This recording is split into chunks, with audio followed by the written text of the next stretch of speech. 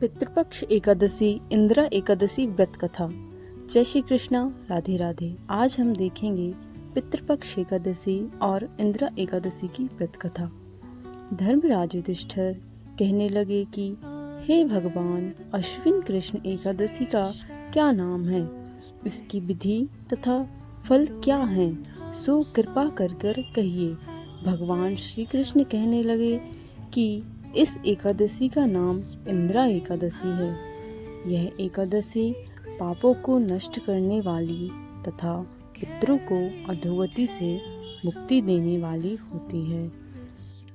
हे राजन, ध्यान पूर्वक इसकी कथा सुनो। इसके सुनने मात्र से ही वाजपेयी यज्ञ का फल मिलता है। प्राचीन काल में सतयुग के समय में महिष्मती नाम की एक नगरी में राजा इंद्रसेन नाम का एक प्रतापी राजा धर्म पूर्वक अपनी प्रजा का पालन करते हुए शासन करता था।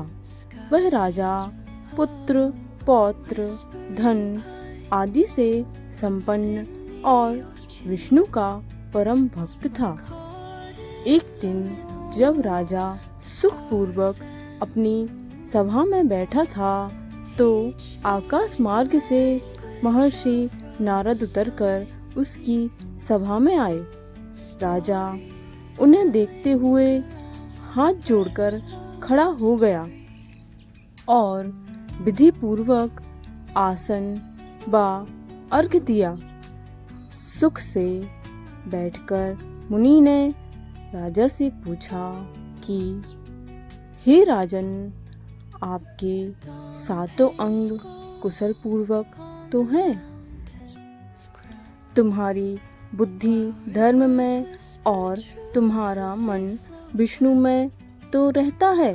देव ऋषि की ऐसी बातें सुनकर राजा ने कहा, हे महर्षि, आपकी कृपा से मेरे राज्य में सब कुशल है तथा मेरे यहाँ यज्ञ कर्मादि सुकृत हो रहे हैं। आप कृपा करके अपने आगमन का कारण कहिए। तब ऋषि कहने लगे कि हे राजन, आप आश्चर्य देने वाले मेरे वचनों को सुनो। मैं एक समय ब्रह्मलोक से यमलोक को गया। वहाँ श्रद्धा पूर्वक यमराज से पूजित होकर मैंने धर्मशील और सत्यवान धर्मराज की प्रशंसा की।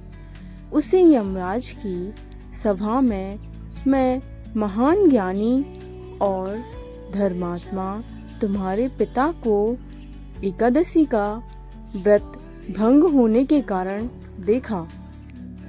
उन्होंने संदेशा दिया, सो मैं तुम्हें कहता हूँ। उन्होंने कहा कि पूर्व जन्म में कोई विघ्न हो जाने के कारण मैं यमराज के निकट रह रहा हूँ।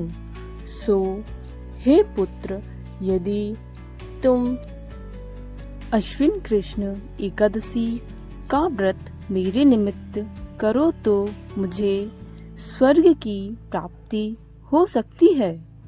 इतना सुनकर राजा कहने लगा कि हे महर्षि, आप इस व्रत की विधि मुझसे कहिए। नारद जी कहने लगे, अश्विन माह की कृष्ण पक्ष की दशमी के दिन प्रातः काल श्रद्धा पूर्वक स्नान आदि से निवृत्त होकर पुनः दोपहर को नदी आदि में जाकर स्नान करें। फिर श्रद्धा पूर्वक पितरों का श्राद्ध करें और एक बार भोजन करें।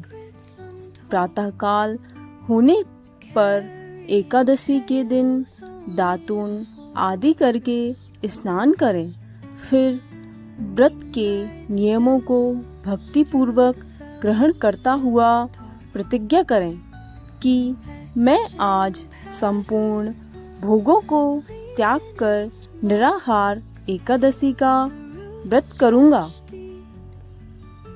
हे अच्युत, हे पुंडरीकाक्ष, मैं आपकी शरण में हूँ, आप मेरी रक्षा कीजिए। इस प्रकार नियम पूर्वक शालिग्राम की मूर्ति के आगे विधि पूर्वक श्राद्ध करके योग्य ब्राह्मणों को फलाहार का भोजन कराएं और दक्षिणा दें। पितरों के श्राद्ध से जो बच जाए उसको सूंघ कर गौ को दें तथा धूप, दीप, गंध, पुष्प, नैवेद्य आदि सब सामग्री से ऋषिकेश भगवान का पूजन करें। रात में भगवान के निकट जागरण करें।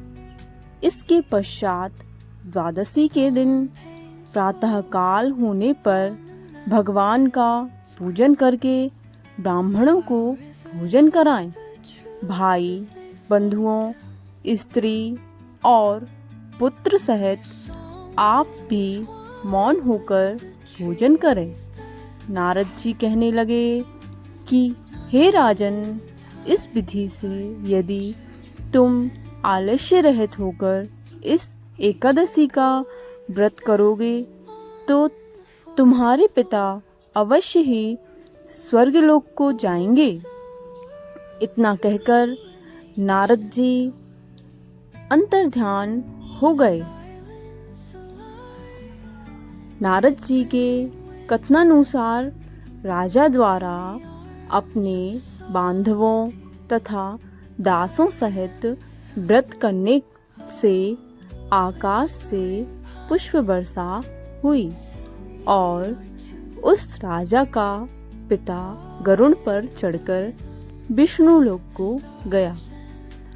राजा इंद्रसेन भी एकादशी के व्रत के प्रभाव से निष्कंटक राज्य करके अंत में अपने पुत्र को सिंहासन पर बैठाकर स्वर्गलोक को गया।